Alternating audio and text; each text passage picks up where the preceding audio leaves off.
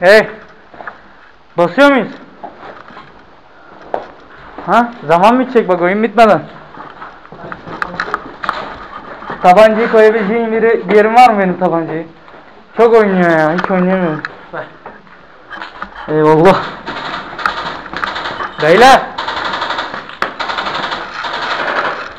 Soldan girelim mi biz ikimiz? Buradan geliyor mu? Atlıyor. Buradan mı? Ha. Sağ pencere. Gözlükten bir bakta göremiyorum. Cemre, hili var mı? Hili yok. Ya bunda hili var, hili tutuyor. 10 tane mi koydun bunun içine? Ben geç kaldım. Aa bak, ortadan çıkıyor. Abi şu an yapacak bir şey yok.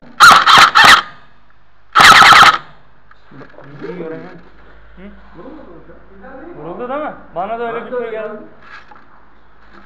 Arkasını dönüp doğru arkasını dönüp. Ne?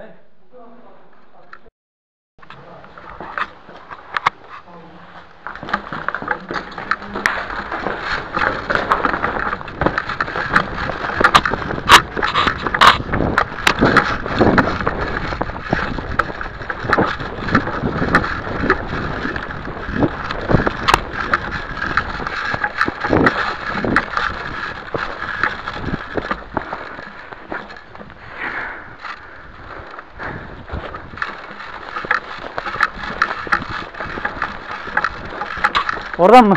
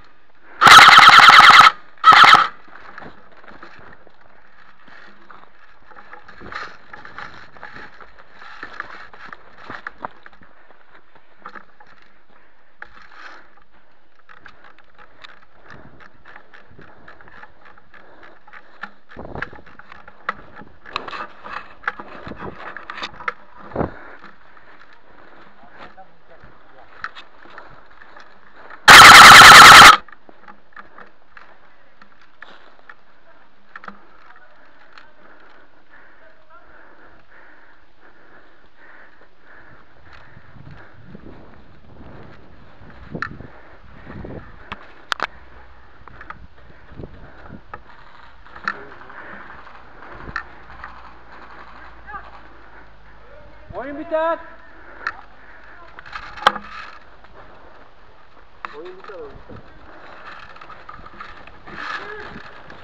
Helal. SSB.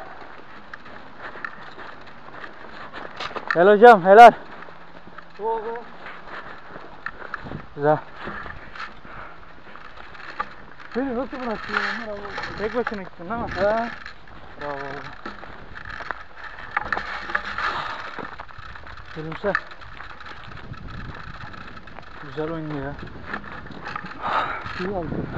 Aynen.